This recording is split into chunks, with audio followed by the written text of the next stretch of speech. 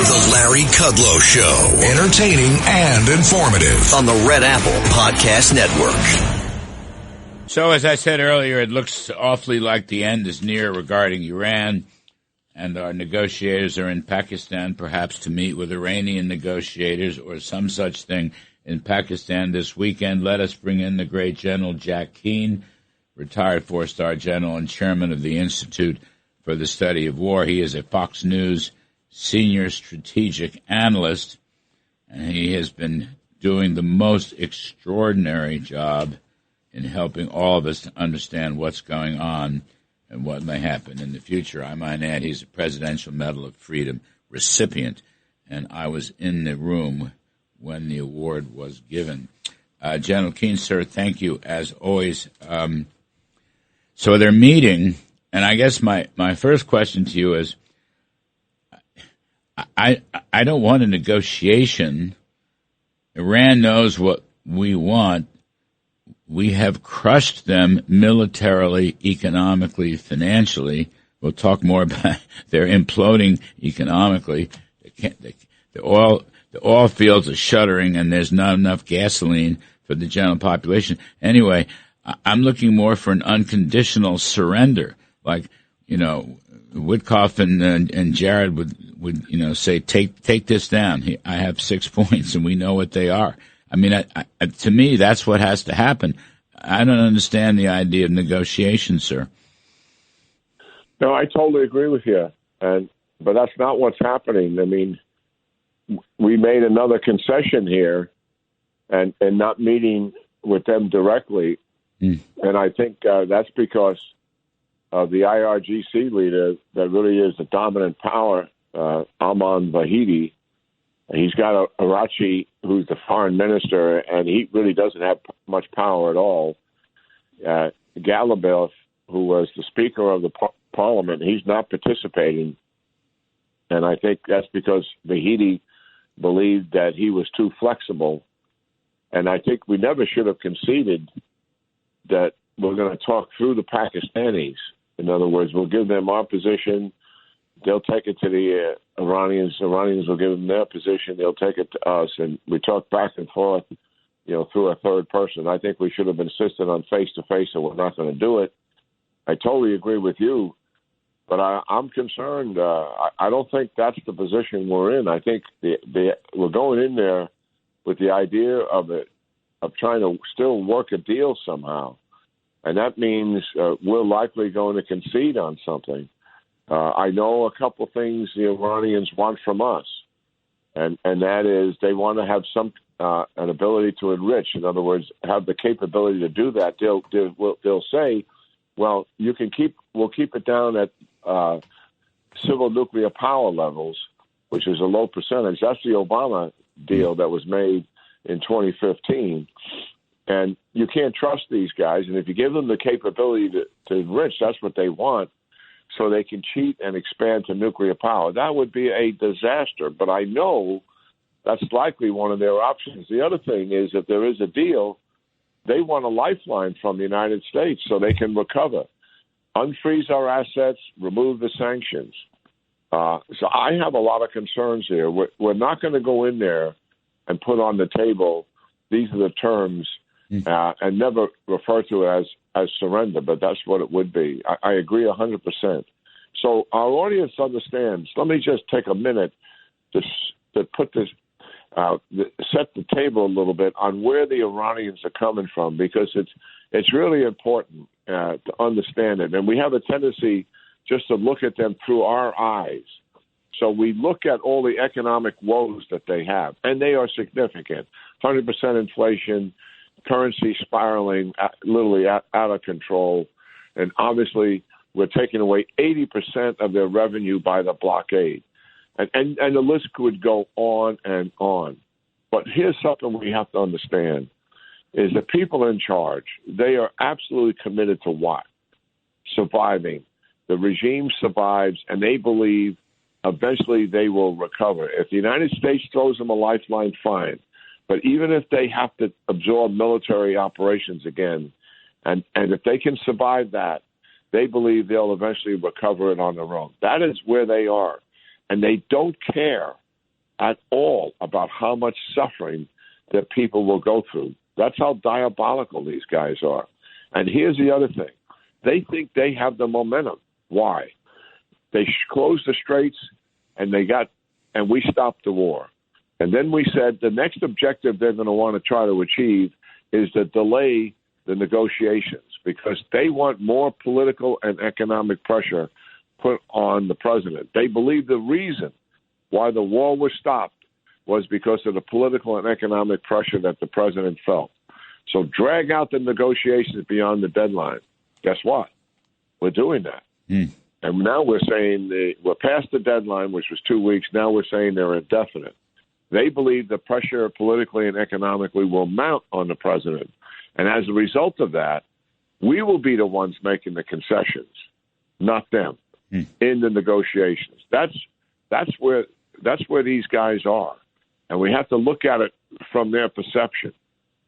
Let's just say we maintain the status quo and we don't go back to military operations, which I would be opposed to, and so would you, and we just go blockade and Straits of Hormuz.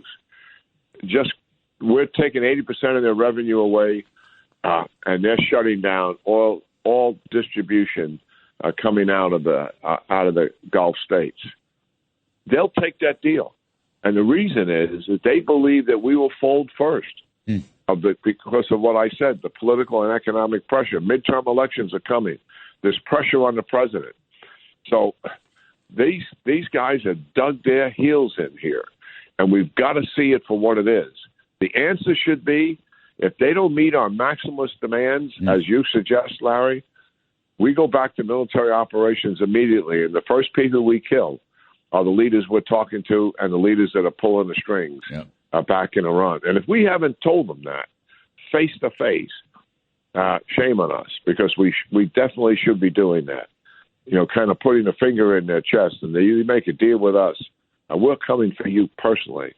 And we have the evidence behind us that has huge validity to it. And we're talking about likely the Israelis and the Mossad getting some exquisite intelligence on where they are.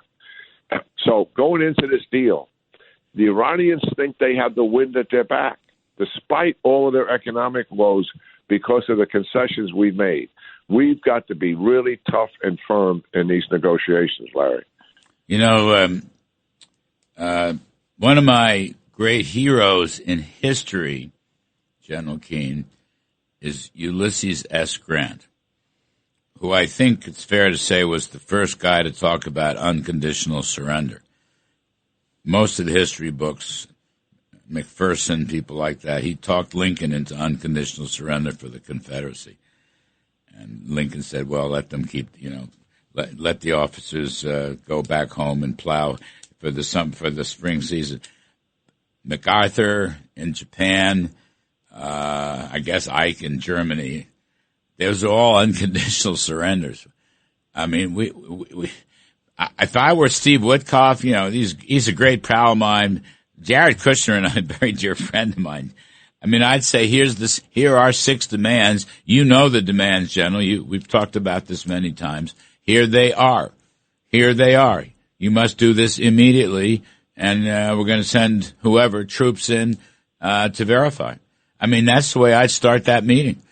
Now, I know the things you said, I fear you're right, but I'm just saying you know what? In a week's time, they may not have any gasoline. Or if they have any gasoline, the price is outrageously high. Nobody can afford it. The civilians will have an uprising. I mean, I don't understand. The president Thursday, I'm reading from the New York Post, General. President Trump said Thursday afternoon he plans to resume bombing Iran if there is no peace deal, arguing that Tehran and not the U.S. is under pressure due to the blockade of oil exports. I don't know what to think, General. I don't know what to think. We got leverage here. I painted the picture of where the Iranians are. That doesn't mean we don't have leverage. We do. The blockade clearly is leverage. I mean, and it's real. And you're describing one of the outcomes, which would likely generate people back in the streets again. The second leverage we have is going back to war. And And how do the Iranians, they hear those threats? And I think they look at some of the threats that have been made, we're going to take down your entire civilization, we're going to take down every power plant. I think, just to look at how they interpret this, and I think it's important not to look at the Iranians through our own value system and through our own prism. You got to look at it from their perspective. And I'm not talking about the people. I'm talking about these diabolical leaders who run the country. When they see those threats, in their minds, they are exaggerated threats done out of desperation by the administration, indicating that they are leaning forward here and want a deal. That is the way these guys take a look at this thing. And that's their perspective in going into this. I happen to believe that we've got two major leverage points, blockade and threat of war. And the third one is President Trump. I trust his judgment. At the end of the day, as much as he wants to deal, I cannot fathom the thought that President Trump would make a bad deal after having watched Obama make a bad deal and help put us in the position we're in right now, and why we have to fight these guys, because he recovered them as a result of that deal, flushed them with money, hundreds of billions of dollars, removed all the sanctions that were on them, and put together a horrible deal, thinking that in 15 years they could have a nuclear weapon, but they likely wouldn't do it because we treated them in the negotiations with Russia, China, United Kingdom, France, and Germany, and the United States like a legitimate country. And they would act responsibly over the course of 15 years. Their behavior would change, and they would no longer want a nuclear weapon, given they could have civil nuclear power. And how naive and incredibly reckless was that, knowing full well that was not who these guys are. And President Trump looked at that and 3 years later said, no, we're not going to do that. He shut it down. I have some confidence here that the president will shut this thing down as well and not make those kind of concessions. I think he has deal makers, to be frank, that want to make those concessions and will likely come back to him and say, here's what we got. But to get a deal, we're going to have to give this up and this up. I think the president will not do that. He will not give in to their maximalist demands and do something similar to what his predecessor did in Obama, and something he's been condemning for years. I think you're right. I have always have faith in him and his judgment. I know he says a lot of things and wages psychological warfare and so forth and so on, but I agree with you.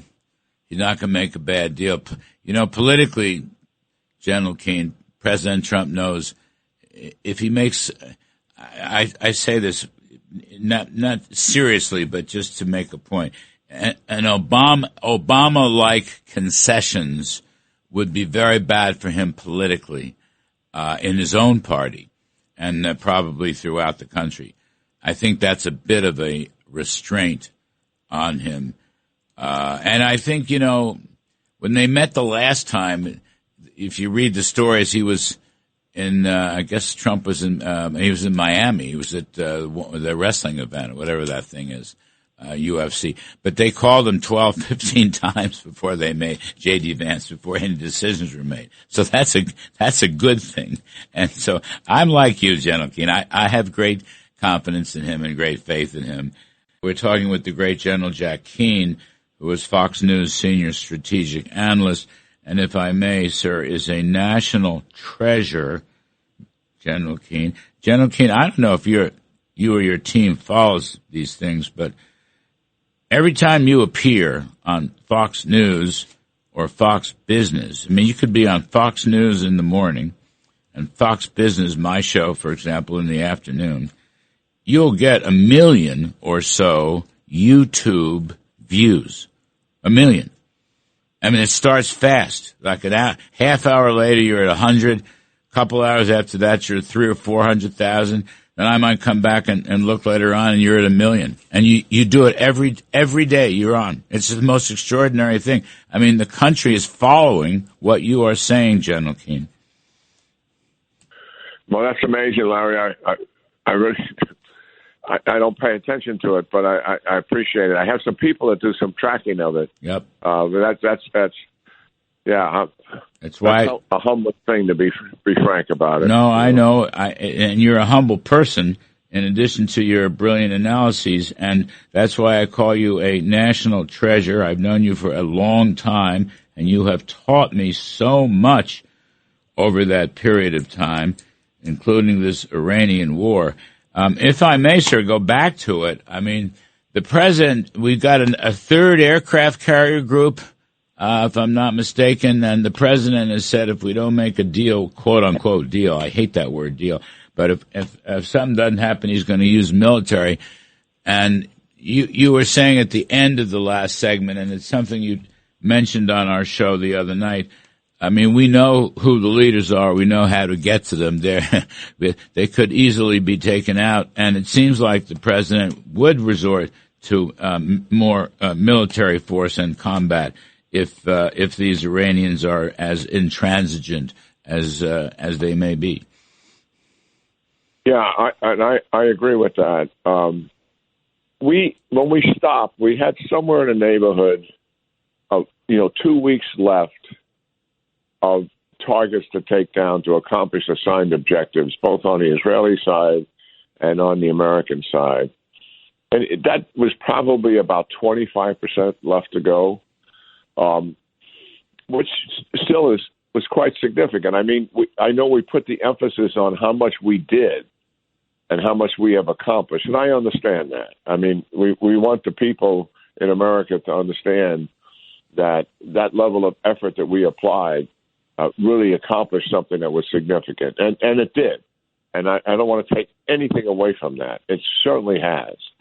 And one of the things that we've done is not just take away their current capability with about 25% to go, but we took down their future capability in terms of their defense industrial base, the manufacturing capabilities out there to build these weapons and systems, and also some of the industrial capability like steel manufacturing and aluminum manufacturing, because it's all related to military. It's not necessarily the defense industry, but those products are used, obviously, to make the weapon systems itself. So that has been formidable. But what we have in place now, so our audience understands here, we have never stopped, Larry, during the 4 to 5 weeks of the war and the 2 to almost 3 weeks now of the ceasefire. We continue every week to put in more military capability.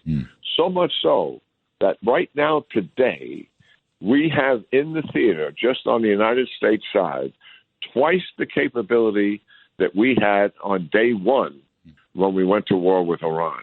Wow. And that is extraordinary. The Israelis obviously depleted lots of ammunition, as we did, and weapon systems during the 4 to 5 weeks. They are now flush with magazine depth. So when we go back into this conflict, and I truly hope that we do, what we're going to deliver to them in terms of accomplishing assigned objectives is a comprehensive takedown of everything that we can feasibly accomplish with military means.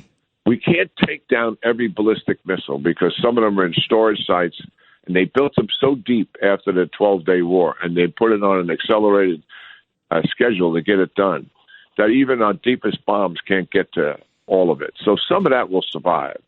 Some drones will survive because it's easy to hide a drone. Some launches will survive. But it's unlikely to be able to continue a sustained effort. They'll be able to use them as harassment for sure. But all this capability, Iran will never be the same again. Right. And that's the opportunity we have. That's the key. And I hope that's the option we wind up executing. Yes, sir. You've said that. They will never be the same again. Wonderful stuff. General Jack Keane, thank you ever so much, sir. We really appreciate it. Folks, we will take a quick break. And on the other side of the break, we're going to talk some economics. John Carney, E.J. Antoni. And I missed it. The Larry Kudlow Show on the Red Apple Podcast Network. Security program on spreadsheets, new regulations piling up, and audit dread? It's time for Vanta. Vanta automates security and compliance, brings evidence into one place, and cuts audit prep by 82%. Less manual work, clearer visibility, faster deals, zero chaos. Call it compliance or call it compliance. Get it? Join the 15,000 companies using Vanta to prove trust. Go to vanta.com/calm.